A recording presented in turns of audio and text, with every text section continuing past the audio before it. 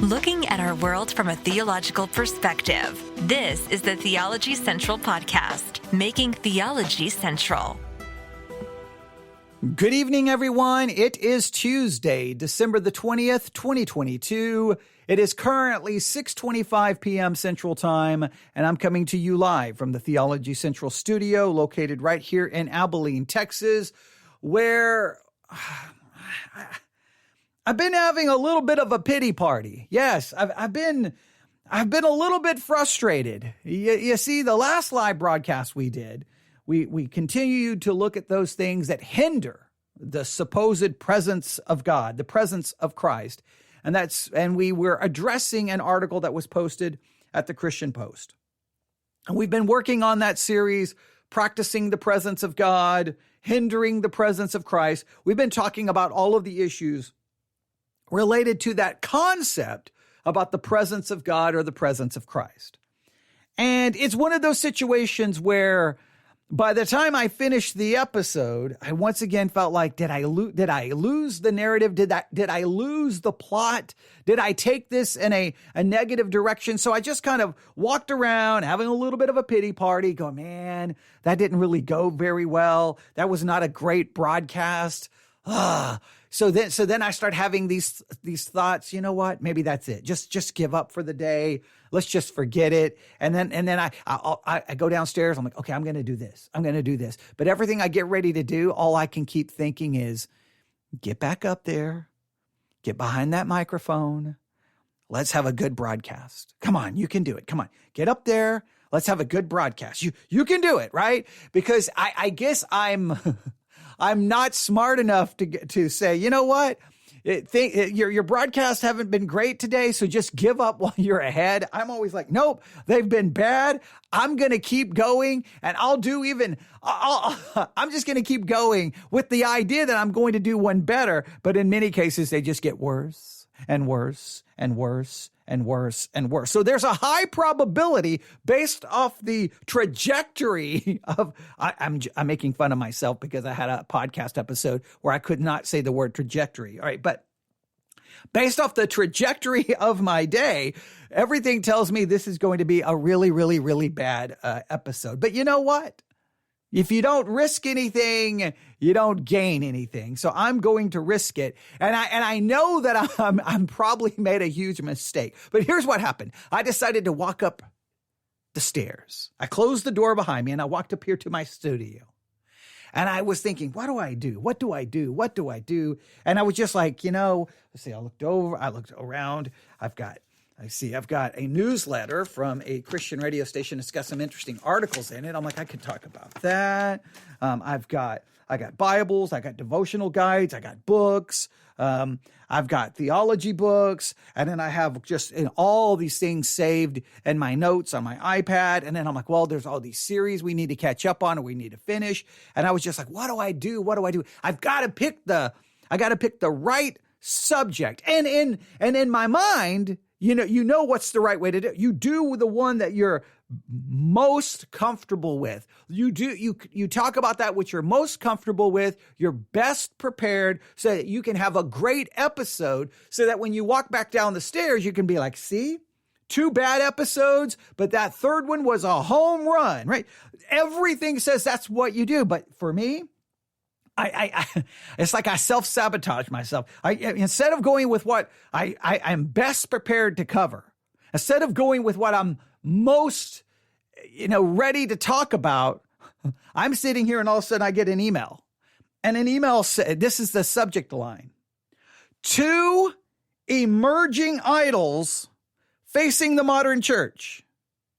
2 emerging idols facing the modern church. Okay, now, what? Now, logically, right? Anyone who's reasonable, what would you do? You would have said, okay, let me read this email. Let me think it through. Let me grab a notebook. Let me outline my intro. Let me outline maybe 2 or 3 thoughts. How do I want to conclude the program? And I would have mapped out a podcast episode. But of course, I didn't do any of that. You know what I decided to do? I'm just going to grab the email. I'm not even going to read it. I'm just going to go live with no prep, Nothing. I don't have anything outlined. I have no notes, and I'm just going to go live and we're going to talk about it. Now, in one way, that fits the kind of the vibe for this podcast. It's supposed to be raw. It's supposed to be real. It's supposed to be organic. It's not supposed to be overly produced. It's not supposed to be performance art. It's a real person, a sinner, who has made a million mistakes in my Christian life, sitting in front of a microphone saying, hey guys, I'm trying to figure this out with the rest of you. Hey, do you want to listen? And you want to talk about theology, doctrine, church history, Bible study? Let's do it together, right? That's kind of the vibe I try to create. So it fits the vibe, but it's not smart, considering what I planned to do was come up here and have a good podcast episode to make up for my poor podcast episodes, right? Because the last one I thought was complete trash. I thought it was garbage. So what do? I set myself up now for absolute, complete failure. So yeah, I'm not very smart. See, aren't you glad you've chosen to listen to a podcast where the podcast host is probably 99% dumber than anyone else? Okay. But that's okay. That's okay. I always say I may be 99% dumber than all people on the earth. But if you listen to me, I know my audience is 99% smarter than the audience of all the other podcasts. How does that work? Why do smart people listen to such a dumb person? I don't know. It clearly, there's probably some mathematical formula out there that will make that work, but that's the reality. So I hope you will be patient with me, and hopefully we can accomplish something. Now, why did that email spark me just saying, I'm going to turn on a microphone? Because I don't know about you. I am fascinated first with church history, right? And I love church history because when you go back in church history, it's always interesting to see, okay, that's where that movement started. Oh, look what emerged there. Oh, that was the response to that. Like, you've got the Reformation, you've got the Counter-Reformation, right? You've got maybe the seeker-sensitive, and then you have the emerging church. You have all of these different things. You have kind of the evangelicals and kind of a more modernist approach to the church. And you almost have then you have the fundamentalist fighting against the evangelicals. Two very divergent ways of approaching Christianity. I love following the movements where, okay, this group emerges here and then this happens and this happens. I love reading church history and trying to map that out, going, okay, here, okay, then that was a response to that. Well, that was a response to that. Well, that's interesting because sometimes what you see is you'll see an error emerge in the church, and then you'll see the response to that error being an error in and of itself. So you have two errors that are completely opposed to one another. They're in opposition to one another, but they both go to extremes. And sometimes those that are trying to be in the middle and trying to be biblical, they don't really get that. They don't get the press. They don't get talked about in church history. They get ignored. I think that's fascinating. So, but that's my fascinating with church history. You say, well, what does that have to do with this email? Because what I like to do, I like to look in the past and figure all of that out. But what I really love to do is look at the present and try to figure out where the church is headed and looking for little things. Oh, look at that. And I try to listen to sermons and read Christian books and just keep up. And the more sermons you to me, I think it's fascinating just on, just any given day or week or month, just grab sermons from every most random churches. Just start grabbing sermons from any source you can find and just listen. And then sometimes just try to go, okay, I listened to, say, 30 sermons that was preached last Sunday. And sometimes you'll sit back and go, well, that's interesting. I see and sometimes you'll see a trend. You'll see an idea emerging. You'll see certain buzzwords that are starting to be used, right? Community. Let's do mission together. Let's do community. You'll start, and sometimes and you're like, why is everyone using the same terminology? Why is everyone using the same phrase? And you're like, something has influenced the church. Where is it going? So when I get an email that says two emerging idols facing the modern church, that this means someone has sent me an email saying, hey, guys, look, these two idols, this is what the church is facing. So what are these two emerging idols? I don't know. I haven't read the article. I haven't read the email. I don't know. What do you think? So if I was to say right now, grab a piece of paper and write down, what are the two emerging idols that you think is currently facing the modern church? What two things would you write down? And I don't know. I don't know what I would write down at this moment. And I'm trying to think of all the sermons I've listened to. Like where is the church going in 2023? Is the church headed in a direction where these two emerging idols are going to be an issue? I don't know. Let's dive into the email for the next, I don't know how long, and let's see where this goes, all right? All right, this comes to us from the Gospel Coalition. Oh, wait, we just reviewed it, a podcast episode from them. And this was sent to me December the 20th at 2:05 p.m., but I did not see it or look at it or get the notification. I don't remember exactly how I stumbled upon it, but it was when I was up here looking at things and all of a sudden realized, oh, I've got some emails, and well, I ended up stumbling upon this one, all right? So here we go. Are you ready? This August, this is how the email begins. And this is not me speaking. This is the email. This August, I had lunch with Andrew Kelly. Have no idea who that person is. A local church pastor who lives near me in Southern California. As I often do when I meet with pastors, I asked Kelly what trends or discipleship challenges he was noticing in his pastoral ministry. Now, I love that stuff. What trends? What are you noticing? Now, for me, I just listen to sermons. And go, oh, what is that? Wait, what are they talking about? What is going on there? That's interesting, right?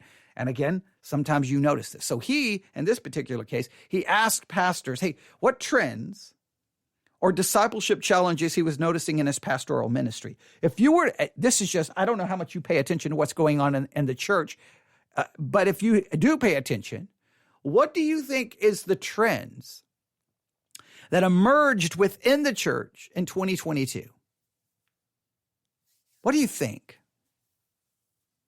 I don't know if I have a good grasp on it.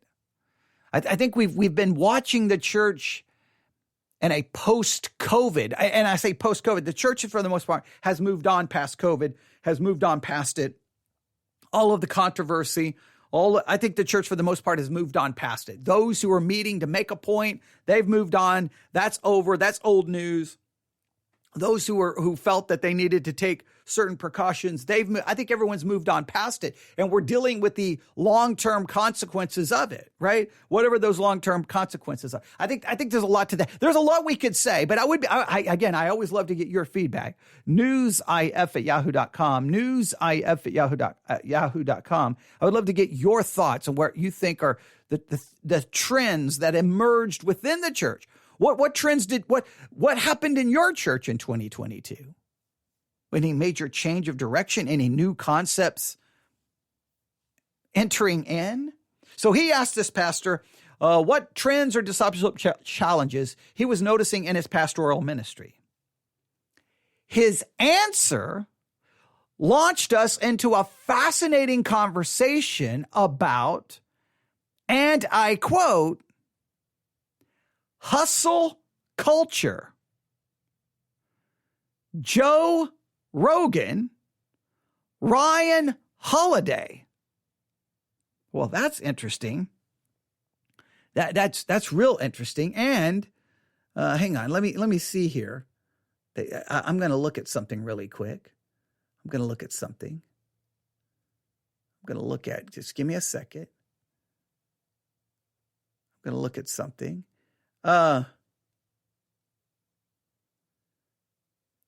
Okay, that's an interesting philosophy. Do I go into this philosophy or do I mention it? So I'm debating with myself. Do I mention this or not? Okay, do you know this philosophy? It would be interesting to know. Do you know this philosophy? Stoicism. If I could play it again. Stoicism. Are you familiar with that philosophy? The endurance of pain or hardship without the display of feelings and without complaint. That's interesting. I'm going to read the whole thing again. The reason I looked up Stoicism, the reason I looked it up is because I was like, basically I forgot that I was doing a live broadcast, but I'm joking. When I saw them mention it, my immediately thought was, is Stoicism showing up in the church? Is there some trend towards Stoicism in the church? I don't know. Okay, so let's go back and read. Here. And again, Stoicism is the endurance of pain or hardship without the display of feelings and without complaint. In ancient Greek, it's an ancient Greek school of philosophy, right? The school taught that virtue, the highest good, is based on knowledge. The wise live in harmony with the divine reason that governs nature and are indifferent to fortune and to pleasures and pain. So in other words, you're kind of indifferent to it all. Stoicism, you endure life without much feeling or complaint. Is that in the church? Okay. So just seeing the word Stoicism made me just immediately I gotta go see where they're going to go with this. But that's okay. So let's read this again. So he has lunch with this pastor. I say I'm fascinated. I almost want to stop and just start trying to delve into how Stoicism has made its way into the church. Has it? I don't know. You can tell me what you think, but let's read all of this again. So he asked this pastor, what trends or discipleship challenges was he noticing in pastoral ministry? His answer launched us into a fascinating conversation about hustle culture, Joe Rogan, Ryan Holiday, modern Stoicism, and how it all was influencing his congregation, particularly the men. And I'm like, okay. Now, hustle culture, I may need to get a little better definition of what that is. Joe Rogan, we know him, like the number one podcaster in the world. Ryan Holiday. Why do I not know who Ryan Holiday is? Do you know who Ryan Holiday is? Let me look up Ryan Holiday because I don't know Ryan Holiday. Am I supposed to know Ryan Holiday? Am I looking like I'm he's an American author. Who is Ryan Holiday? Ryan Holiday is an American author, modern Stoic. Oh, so here's Stoicism. Okay, now it's all starting to come together. Okay, this is interesting. He's an American author and a modern Stoic. That's the Daily Stoic is one of the books he wrote. The obstacle is the way. Ego is the enemy. Discipline is destiny. He wrote in 2022. This is interesting. All right, let's go back. All right, do you think these things are impacting the men of your church? Okay, so let's go through these again. So he asked this pastor, hey, what's happening in your church? What difficulties, what trends are you seeing? And this launched into a conversation about hustle culture, Joe Rogan, Ryan Holiday, and modern Stoicism, and how it was influencing his congregation, particularly the men. Now, I would think that Joe Rogan definitely has more men listeners than women. I would think. I don't think that would be wrong to say. I think more men would listen to Joe Rogan than women. I think so. Ryan Holiday, I'm sorry, I missed this. I need to start asking men how many men have read Ryan Holiday books and how many Christian men. And it would be fascinating. I wonder how many Christian men listen to Joe Rogan. That would be fascinating. Like if I was to say, hey, what difficulties are you facing in ministry?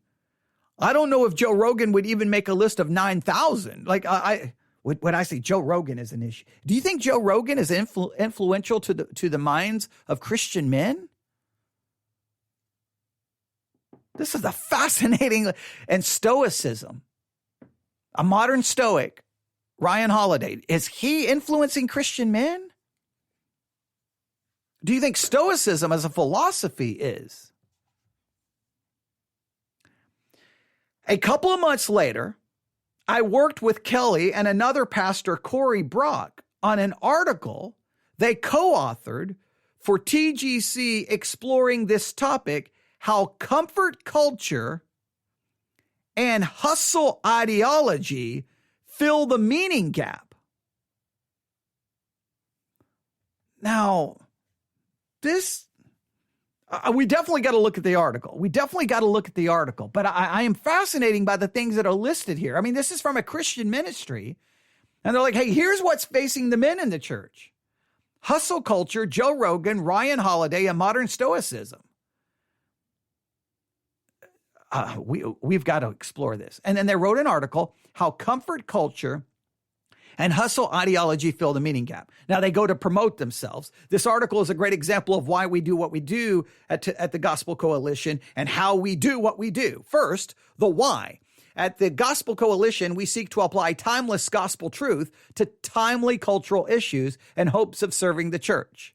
In this article, Kelly and Brock skillfully analyze a growing cultural trend in a way that doesn't condemn adherence, but which cautions Christians to recognize a potential problem. It's balanced, careful look at a relevant topic, but both insightful and particular for Christians in a secular age. Right. So in other words, they go in basically to brag about, hey, look at the stuff we produce. It's worth it. So why don't you? And then at the end, basically support us. Right. So, okay. So if you want more, basically, we're going to do this. This is the great things that we do. Okay, great. I got no problem them promoting themselves. But let's go to the article. The article was published on December the 14th, 2022. And it says how comfort culture, hustle ideology fill the meaning gap. Underneath it is two images that look like they were drawn with like with a pencil. They're very well done. On the left-hand side, there's a man sitting on a couch with a remote control, obviously watching television. That's on the left. On the right is a man, obviously he's working out. I think maybe he's inside a gym or he's outside somewhere and he's working out. He's on the ground doing, I don't know, some kind of workout. He's being physically active. He's working out. All right. So all right. Now, Joe Rogan, Ryan Holiday, modern stoicism, hustle culture, comfort culture, the meaning gap. What in the world are they like so far off, or do they have their finger on the pulse of the church that I have completely missed? I'm like, so what are the two idols? Remember, that's the title of the email. What are the two idols? Is the idols modern stoicism? Is that one of the idols? I don't know. Let's see the email. I'm going to go back to the email. Do they ever actually identify the idols in the email? Let me see here. Let's see here. No, they don't ever actually. They don't ever actually identify it in the email. Okay. So I don't know. I mean, they list all of those things, and that hustle culture, Joe Rogan, Ryan Holiday, and modern stoicism. That's more than two. So I don't know what are the idols here. I don't know. So let's go to the article. That's just fascinating to me. All right, here we go. When Nietzsche famously declared God is dead, we often assume the atheist philosopher said it in a triumphant way. That, that he's saying it almost in a celebratory way. Yet Nietzsche didn't really pronounce the death of God, by which he meant the idea of God and religion. Okay, let me read this again.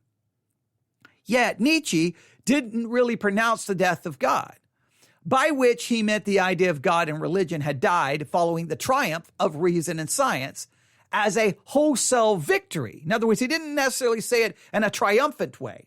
He didn't see it as a wholesale victory. They go on. While on the one hand, it was a triumph as he understood it. On the other hand, Nietzsche saw the cost.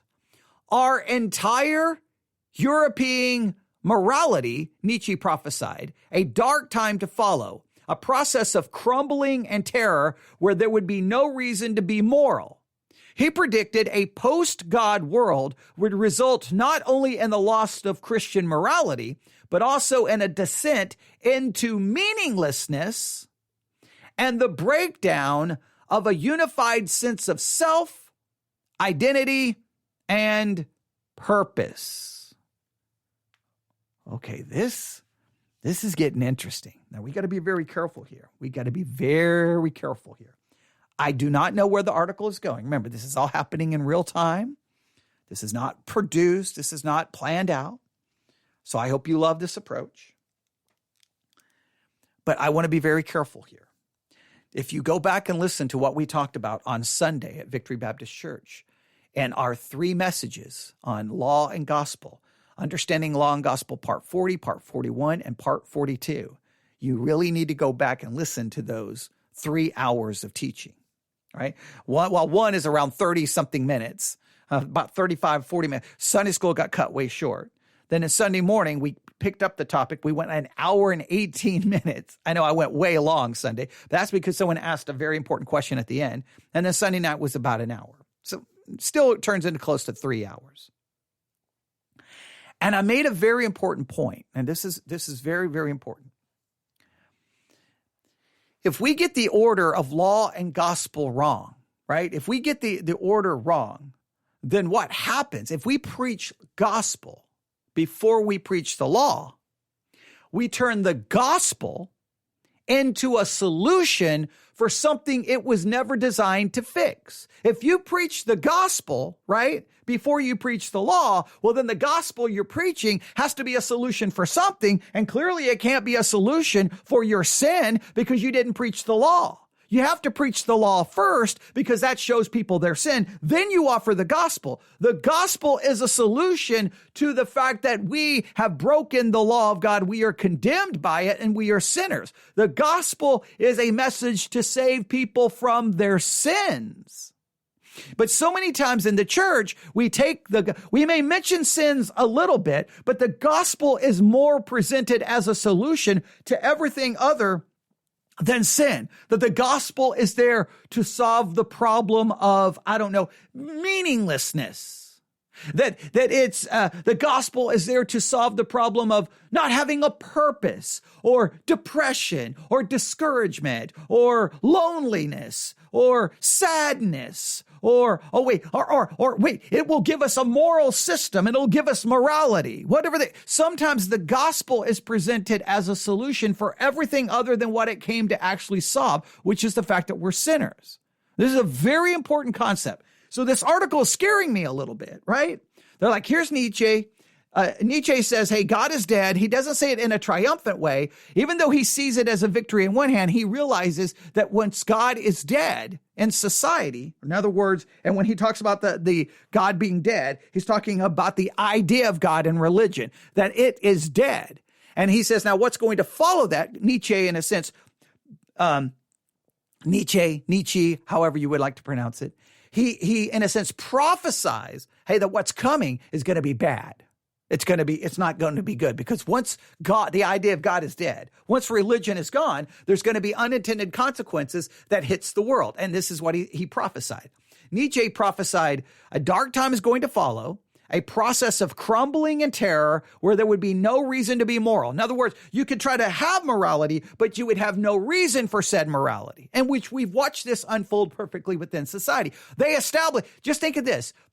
You don't have a reason for morality. So therefore, in other words, if there's no ultimate reason for morality, you can have a morality, but it's a morality you create. And so we've seen the world now create a morality and say, this is right and this is wrong. And then they say, if you don't follow our morality, you're the sinner and you are condemned. They just replaced Christianity with a new morality. But remember, the gospel didn't come to give us morality. The gospel came to save us from our sins because we've already broken the established morality, which is God's law, right? But here we go. So Nietzsche predicted a post-God world would result not only in the loss of Christian morality, but also in a descent into meaningless and a breakdown of a unified sense of self, identity, and purpose. Now, we can't present the gospel as a solution to meaningless and identity and purpose. The gospel came to save us from our sins. But let's see what they do here. In the post-Christian West, we're seeing Nietzsche's prediction play out. Something else must take the place of God if there's any hope of basically any kind of meaning. So in other words, if you remove God, something has to be put in its place by society. I agree that this happens. I agree. And I hope you understand what I'm saying. We sometimes take the gospel and try to act like it's going to solve all of these other issues, when that's not what it was designed to do. It's to save us from our sins. Now, you could argue that once we are saved, in a sense, we understand the gospel and we believe and we're saved from our sins, that there may be other benefits that flow from it, but we just can't turn the gospel into a solution for what it wasn't designed to fix, because so many times it leaves people, oh no, this is what the gospel is supposed to fix, and it doesn't quote unquote fix it the way we think. And so there's a whole discussion there, which is connected to what we talked about on Sunday, but just stay with me. It will all make sense. All right, so here we go. God's absence must be filled by some presence. And many candidates are vying to fill the void. In particular, we've noticed two maps of meaning that have grabbed the hearts of many: comfort culture and hustle ideology. Comfort culture and hustle ideology. So are these the two emerging idols? Are the two emerging idols that's going to face the church is hustle culture, and let me find the other one, and comfort culture, or comfort culture and hustle ideology. That's the way they put it. Comfort culture and hustle ideology. Comfort culture and hustle ideology. This we've got to explore this a little bit more. Is the church facing these two things? I don't know. All right, let's go through this. Let's go through this. In one sense, they're opposites. And another, they're fraternal twins. Different features, same parents. That's interesting. They start with comfort culture. By comfort culture, we mean Netflix binging, online gaming, hours of Candy Crush. Is that still a thing? I thought Candy Crush is kind of dated, but all right. Scrolling Instagram reels, fantasy sports, self-indulgent Amazon sprees, foodie culture addiction. All comfy couch consolations to fill the meaning gap. Essentially, this is a consumerism and late modernity as a form of spiritual transcendence. Okay, that's a mouthful. So it's consumerism and late modernity as a form of spiritual transcendence. It's not that these activities are bad in and of themselves, but they can become a problem when they create a comfort culture that idolizes rest to the point of finding meaning and slothfulness. Consumption, basically, it's the mindset of working merely to make play possible. In other words, that there's this idea that basically in the culture that's emerged in the culture, and they're saying that the church is facing this, where basically people just, all they care about is doing what they need to do so that they can play, that they can sit back and they can indulge in comfort culture. That work is just a means to comfort. Work is just a means to be able to get all of these things so we can sit around and do all of these things. Do you think that this is an issue in the church? Critics of comfort culture are right to point out that idolizing rest is poor stewardship for the time God gives us. Well, that's true. The opposite extreme is a hyper-productive lifestyle of optimizing the self can be just as erroneous and disappointing. In our experience with young people, especially at the beginning of their professional lives, or perhaps seeking to rebound from years wasted in comfort culture, hustle ideology can feel like a more fulfilling path to finding meaning. So they're saying that there are two things that have emerged. So this is the way they're mapping this out. Philosophically, culturally, from a philosophical point of view, looking at culture, we entered into a post-God culture, a post-Christian culture that Nietzsche prophesied. God is dead, religion is dead. What's going to happen is going to be, we're going to crumble into a state of not really having a reason for morality and almost a sense of meaninglessness.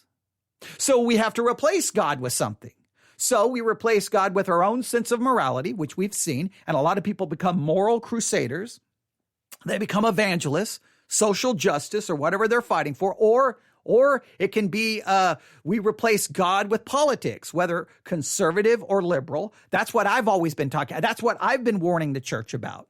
That basically we've entered into a post-God culture even within the church, and we've replaced God with politics. And that politics become the new morality, and politics become the new gospel, and politics becomes the new law, and politics becomes the new solution. That's what I've been warning about. What they're saying is something else. Set aside that issue. They point to two other issues. Comfort culture. That what some in the culture has done have said, okay, there is no God, then my life is going to be one of, how did they say it? It's going to become a life of consumerism. And so it's consumerism, but it basically becomes a form of spiritual transcendence. They find, and here, I'm going to state it this way. I think we've so entered into a post-God culture that the very question of the existence of God, or the very question of the existence of transcendence, that the very question is dead. I believe young people today, I think there was a time that young people get away from their friends, get a little bit of privacy, maybe sitting in their room at night alone or hanging out with some friends alone, maybe even sitting around after a night of drinking and the party's over, the music has been turned down and everyone's quiet. Sooner or later, I felt that this was true in my generation, the conversation would turn to things of spirituality and God and heaven and hell. And those conversations, now maybe that was only true here in the Bible Belt, or I guess some may say Texas is a part of the Bible Belt. Some may say it's not. But here in Texas, I just felt like it was always easy. And even when I was early on in my military career, I can remember Desert Storm, right? I'm in the military. I get deployed for Desert Storm. And how many of us, I don't know how many of us, there was a number of us, we were sleeping on cots, okay? We didn't even have sleeping bags. We didn't even have covers. We were using our field jackets as covers. We had, it was a broken down dorm. It was just a crazy situation. But I can remember laying in there at night. And these people would not have act religious, didn't care about God, but late at night, questions about God and eternity and heaven and hell and wrong and right. Those questions would emerge. But I believe we are so now and I'm not saying that never happens, but I think we have a younger generation now who doesn't even care about the question. They're not even concerned if there's a God. They're not even worried about it. They don't even care to figure it out. They've just abandoned it. And what this article is claiming, this is a new idol. Instead of pursuing God, they have now turned to consumerism as a form of spiritual transcendence. So comfort culture has become an idol. Now that comfort culture basically now is Netflix binging, online gaming, hours of Candy Crush, scrolling Instagram reels, fantasy sports, self-indulgent Amazon sprees, foodie culture, addiction, etc., etc., etc., etc., etc., etc., etc. And that any effort is only there to get us to the comfort.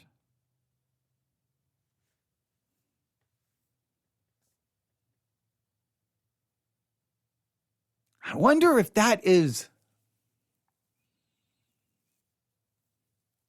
I wonder if that has infiltrated the church at a high level. And so he says, so the article basically makes this idea that, so there's comfort culture, and some people though have decided, okay, this comfort culture is not for me. In other words, they don't find the transcendence. They don't find what they're looking for. So they throw out comfort culture and they embrace something separate. The second idol. So the first idol is comfort culture. And the second idol is what they refer to as hustle ideology.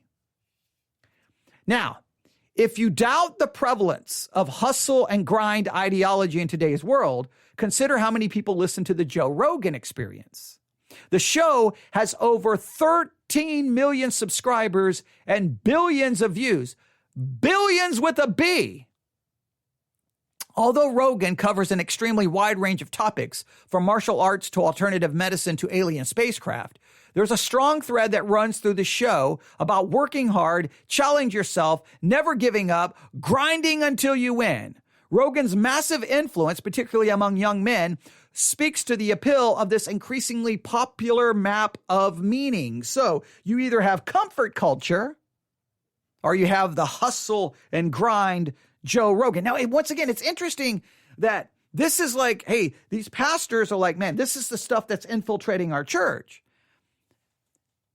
How does comfort culture show up in your church? And how does the hustle ideology show up? And I am curious, what is the reach of Joe Rogan amongst Christian men?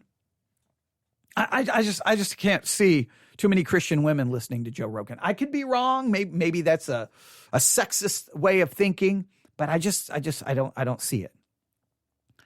But I can see, and it would be interesting to know what Christian men find interesting about. Now, Joe Rogan is a good communicator, and his interview style is really cool. So I think I could see maybe why from a communication standpoint. But I wonder how many Christian men listen and are influenced by it. And that would be fascinating. Now, in the 90s, I started complaining and warning people that the church was being more influenced by Rush Limbaugh than it was Matthew, Mark, Luke, and John. Because I kept seeing all the Christian men were always talking about what they heard on Rush Limbaugh. So at lunch, they were listening to Rush Limbaugh. They weren't listening to sermons. And I was like, so you've got time for Rush, but you don't have time for the Bible during your lunch hour. Makes perfect sense. You don't have, but now, is it Joe Rogan? Is he the one influencing Christian? I don't know. Right? This is what they go on to say. Rogan says, by hustle and grind ideology, we don't simply mean hardworking lifestyles. Rather, it's the ideology of pursuing a future version of the self, tougher, harder, more successful, more complete through relentless self-improvement. The sort of attitude is expressed, for example, in a number of productivity books, and perhaps most visceral and and I guess in a more direct way in the fitness world's idea of jiu-jitsu studios and CrossFit boxes, all right? Jiu-jitsu, if I can say the word correctly, and CrossFit boxes, all right? Maybe, all right? In other words, they're saying the hustle ideology shows itself through these books and through the fitness world idea of, I would say, mixed martial arts, but jiu-jitsu studios, okay, I understand, MMA studios, and CrossFit boxes. Now, they go on to say, one example of hustle ideology is David Goggins, a former Navy SEAL. His book, Can't Hurt Me, Master Your Mind and Defy the Odds, is a bestseller. Goggins offers inspirational quotes ranging from things such as, I don't stop when I'm tired, I stop when I'm done. It's so easy to be great nowadays because everyone else is weak. All right, the mindset invokes kind of the idea of the ascension to deity concept. Be great and then be God. And there's a sense that if the greatest end is the greatest version of you, then the greatest version of you, whatever that is divine. It's idolatry of the optimized self. Now, is that concept in the church? So is it comfy culture or is it hustle ideology that leads to the optimized self, almost like that's the goal? Wow, I don't think I've ever would have pursued this line of reasoning of things infiltrating the church. I may be way off base here. But this is interesting. It says statements such as those above have become more culturally accepted through the addition of modernized Stoicism, the ancient philosophy understood by modern thinkers like Ryan Holiday and Donald Robertson, combines the credibility of the Greco-Roman worldview with the modern hustle mentality as a way to bridge the meaning gap. Stoicism provides a secular framework for processing experiences such as grief, pain, tragedy, failure, and even death in the absence of God. So they mix Stoicism in here. That's interesting. So we got comfy culture. We got hustle ideology. And it seems Stoicism is mixed a little bit. I guess they're kind of connecting it to the hustle ideology. But Stoicism is here. And Stoicism seems to be like, okay, look, you're going to deal with pain, suffering, death, and loss in life. Here's how you handle it, and you don't need God. But could Stoicism as an ideology infiltrate the church? I don't know. Here's what they now offer as a Christian critique, all right? How long? Okay, yeah, we're almost done. This is fascinating. So the two idols that we set out to identify, according to this, and I'm going to argue three idols: comfort culture, hustle ideology, and modern Stoicism. Now, that Stoicism may fit in with these others, but I'm going to separate the three: comfort culture, hustle ideology, and modern Stoicism. I'm going to separate the three. Now, have they infiltrated the church? I don't know. Are these the things? Now, they may be saying the church is facing these things, meaning the church has to operate in a world that's going to be dominated by these three philosophies. Maybe that's more the way they're focusing on it. But I just know this: whatever the church faces, this is just true throughout church history. Whenever the church is placed in an environment where they're facing certain philosophies, ideologies, and morality, it's only a matter of time before that finds itself, those things the church is facing becomes more influential to the church than the church is to the culture. We see this how did I describe 1 Corinthians for 4 or 5 years that we went verse by verse through that book? I said it almost every Sunday. 1 Corinthians is a letter written to a church. That church is located in a city. The city was influencing the church more than the church was influencing the city. I said that like week after week. Well, that's where the church always finds itself. But these are three idols that have emerged within culture that the church is facing. But I would argue we have to be on the lookout how they have infiltrated comfort culture, hustle ideology, and modern Stoicism. Here is their critique. Hustle culture idolizes work. But comfort ideology, okay, I'm going to read this again. Hustle culture idolizes work and gain. But comfort idolatry and work idolatry are both consolation prizes in a world seeking meaning apart from God. Christians must be aware of how these temptations might be gripping their hearts. So basically we have the idolatry of hustle, right? And the idolatry of comfort.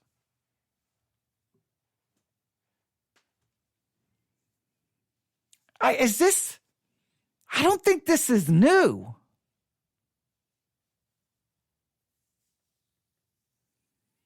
I don't really think this is new.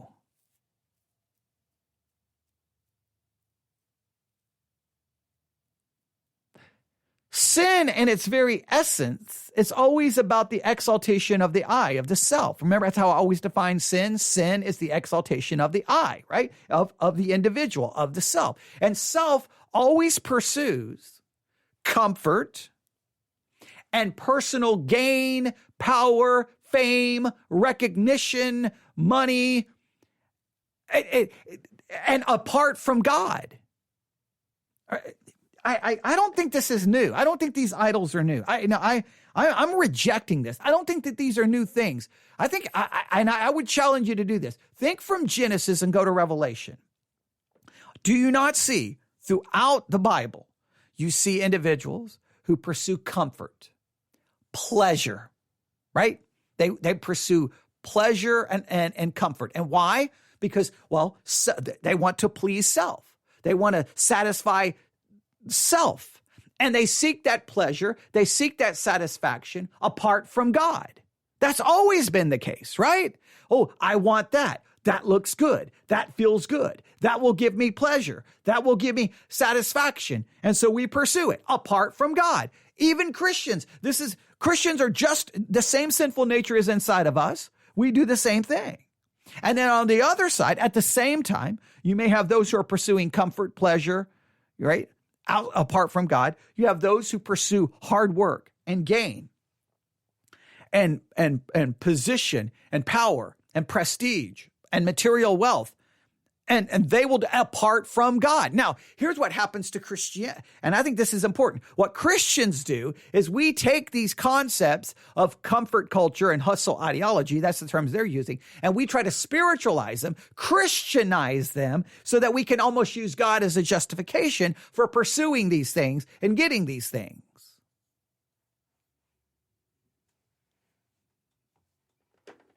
I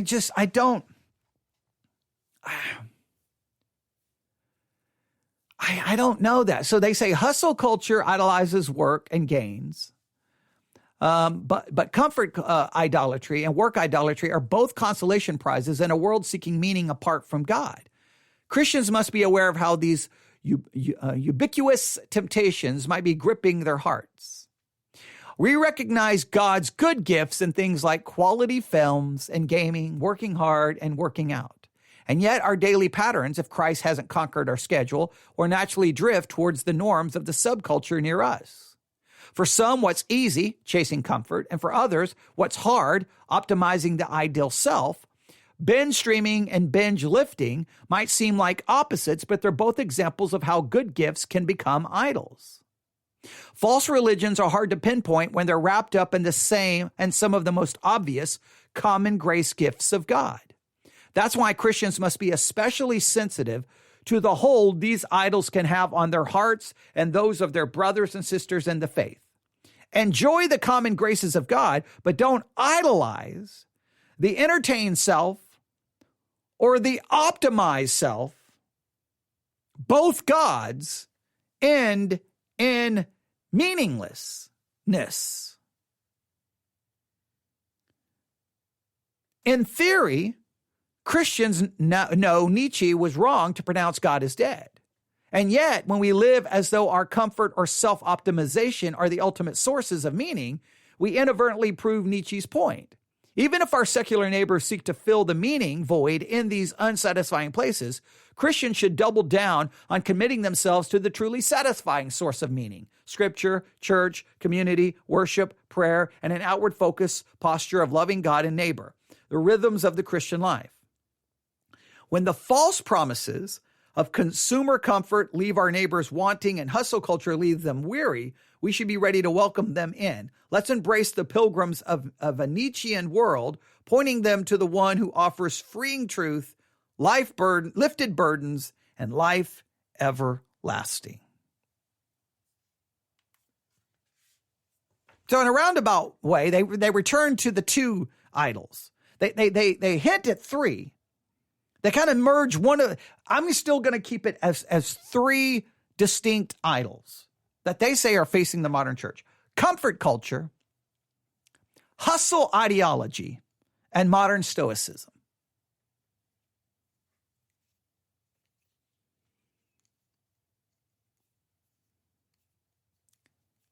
What do you think? If you hear that, that's me. I've got a pencil in my hand and I'm twirling the pencil, because when I start thinking, I immediately pick up a pencil. I'm fascinated by this line of reasoning. This is where I need a group of people to talk it through. I need a group of people to work through all of this. What do you think about all of this? I'm not convinced that this is some new thing. I'm not convinced that this is some product of a Nietzschean world where God has that we live in a post-God world.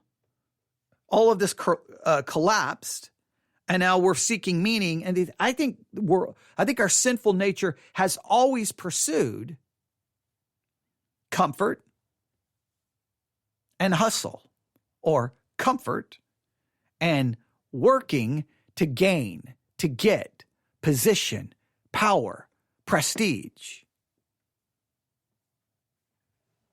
And I think Christians have always been tempted to justify both by using God as an excuse. I'll give you an example, comfort culture, right? I'll just give you an example. Now, I know I'm going to offend people, but I've watched this happen too many times in the church, and it always just blows my mind that Christians don't see how utterly foolish they look.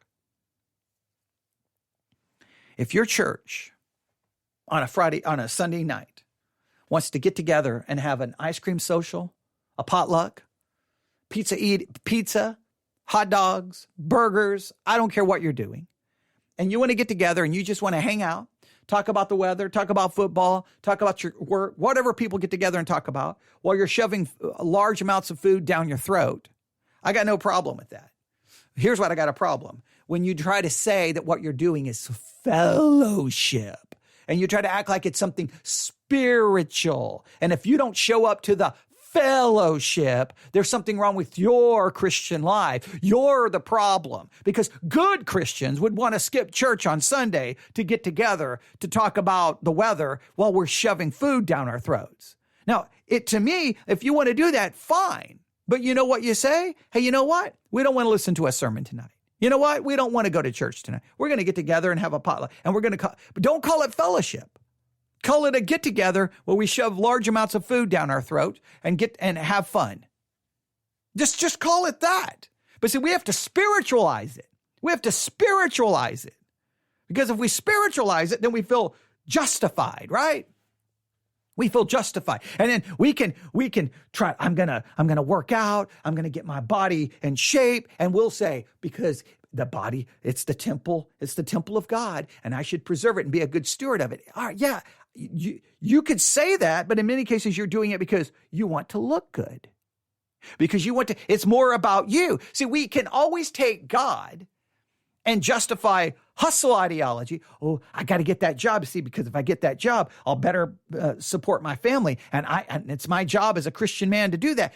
Or you just want the power, you want the money because you got things you want to do with the money. So just admit the real motivation. Sometimes we can't be honest about the real motivation. But I think if you go from Genesis to Revelation, there's always a comfort culture and there's always a hustle ideology. I think those two idols are literally built into the heart of man. We want pleasure and we want success. We want power. We want money. We want those things. I don't think that this is some new thing. I think this is the essence of who we are as human beings. And Stoicism, I don't know where the Stoicism fits in so well. I definitely don't know where that influence is on the church. But let's throw those three out there. What do you think? Comfort culture, hustle ideology, and Stoicism, modern Stoicism. Do you think these influences are really influencing the church? Joe Rogan, who was the other individual? Joe Rogan, let's see here. Got to go through all the individuals that they mentioned. I got to go back to the email. They mentioned them all in the email. Let's see here. Okay. Hustle culture. Okay, we'll just name the individuals. Joe Rogan and Ryan Holiday. And they mentioned someone else. So Joe Rogan, Ryan Holiday, and they mentioned the Navy SEAL. Where is the Navy SEAL? David Goggins, Ryan Holiday, and Joe Rogan. Do you think that they're having that much of an influence on Christian men?